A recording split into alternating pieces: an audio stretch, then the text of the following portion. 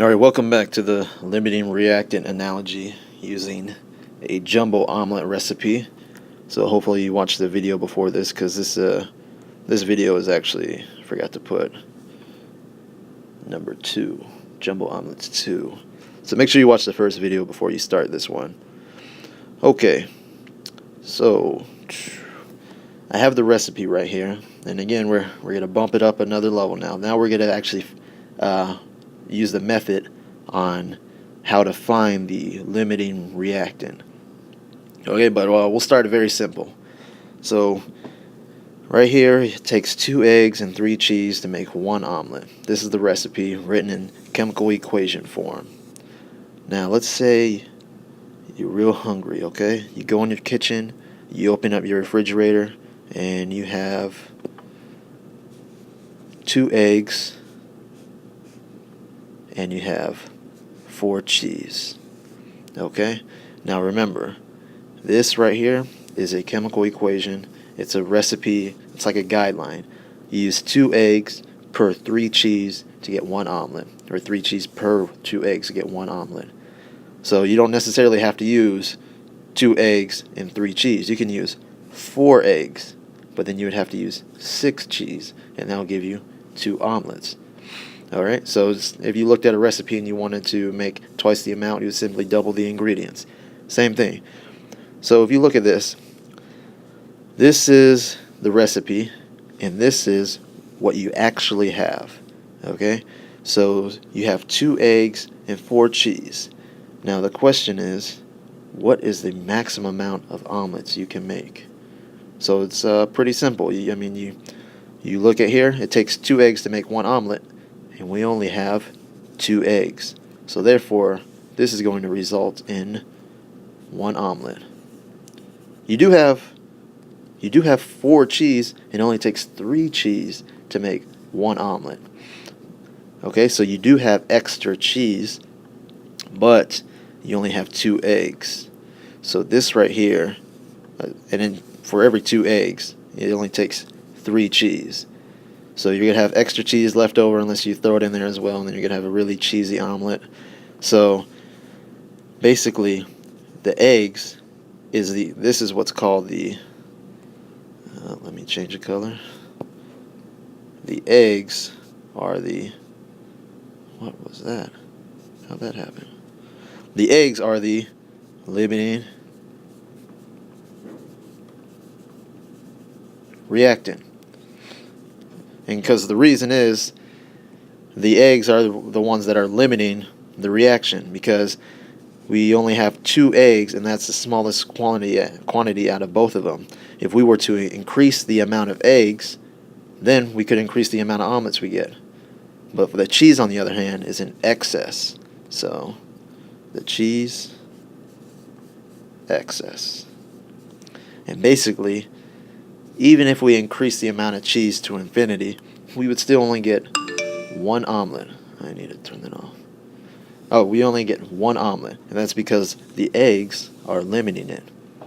So that's the basic concept behind it. And also, let me add, if we have 2 eggs,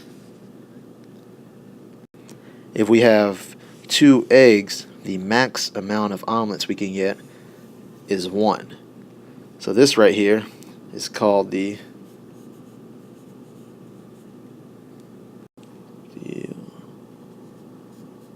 theoretical, there we go, theoretical yield. So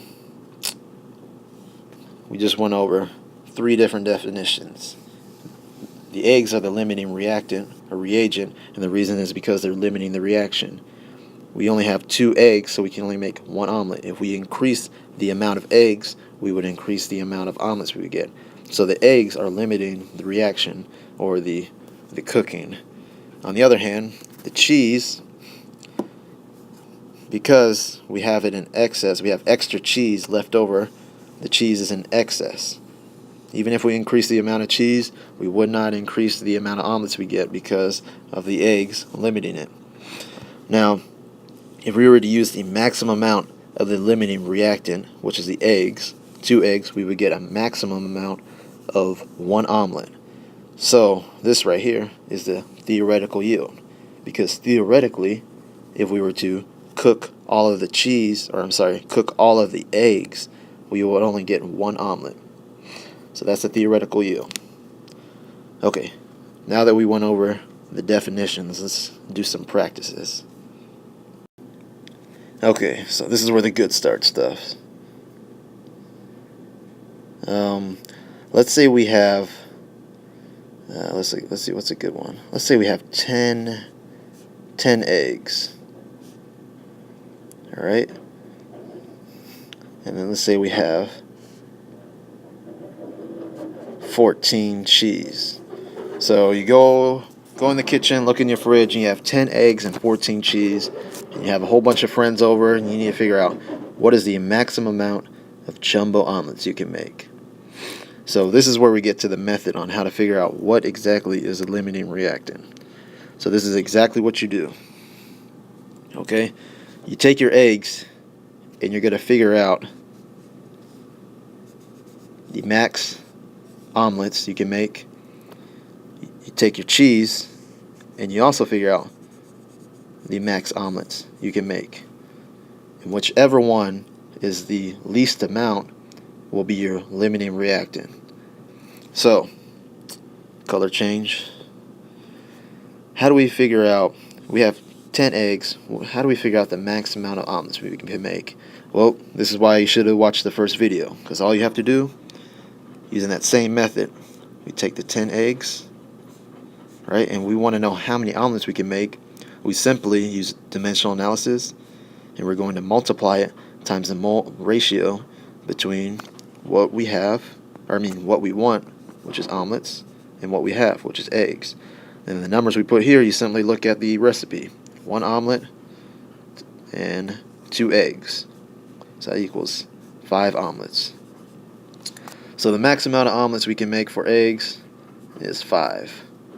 Alright, so we did it once, now we got to do it again for cheese. So 14 cheese on the bottom, omelets on the top. 1, 3, oh, okay, this is gonna be like, oops, I'm not writing, hold on, there we go. That's about 4.67 omelets, or equals 4.67 omelets. Alright, so what we just did, let's recap real quick. We were given a certain amount of eggs and a certain amount of cheese and the recipe or the chemical equation. So we need to figure out what is a limiting reactant. So we simply figure out the max amount of omelets we can get from 10 cheese if we reacted all 10 cheese. So you did that down here, 10, multiplied them by the mole ratio, got 5 omelets. I put the number right there. Then we did the same thing for the amount of cheese we had. We just pretend if we react all or cook all of the cheese, what is the max amount of omelets we can get? So 14 times the mole ratio, and there it is. And I wrote the number right here. So the one that is the least amount is going to be your limiting reactant. So 10 eggs will give you 5 omelets if you react all of it. 14 cheese will give you 4.67 omelets if you react all of it. So because this amount is smaller, then this right here will be the limiting reactant. So right here, actually I can make that thicker, make it look better. There we go, limiting reactant. And I guess I can write it out too. I won't write it there because it's actually the cheese that's limiting reactant. So that means the eggs right here, if the cheese are the limiting, then obviously the eggs are in excess. Okay, now what is our theoretical yield? So basically, because the cheese are the limiting reactant, the max amount of omelets we can possibly get with both of these quantities put together is only going to be 4.67. This is the max amount that we can get if we react all 14 cheese, which is a limiting reactant. So therefore, this 4.67 is the theoretical, oh, I did it again, yield. Okay, so that's a very simple way to do it. We just figured out the limiting reactant, which is the cheese, and the theoretical yield, which is 4.67 omelets based on the limiting reactant. And we figured out that the eggs are the ones in excess. Okay, so we have some time to go over percent yield. Now let's see. So remember, our theoretical yield is 4.67. Let me go to the next one. Alright, so theoretical yield 4.67 omelets. Now that's what we theoretically should get. This is a theoretical yield. Theoretically, if we go into the kitchen or the lab and cook or do this reaction with 14 cheese, we should get 4.67 omelets. That's what we should get, the max amount we should get. But not every reaction is perfect. Not every person is perfect. So say you're in there cooking the omelets and then you have to flip one and one of them falls on the ground. And so you mess it up. And so you end up only getting three omelets. So 3 omelets. This right here, this is called your actual yield, because this is what you actually got. This is what, when you actually went in the kitchen and you actually cooked these omelets, this is the amount that you actually got. So again, the actual yield can never be more than the theoretical yield, because the theoretical yield is the maximum. And now you want to know, what is your percent yield? So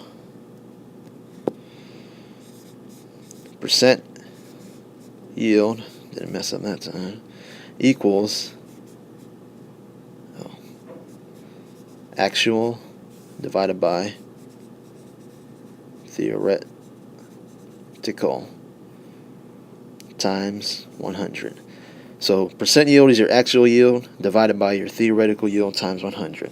So very simply, percent yield is going to equal 3.00 divided by 4.67 times 100. So that comes out to be, multiplied times 100, 64.2%. So that is our percent yield. So it's very simple. Everything that we just went over today is very easy.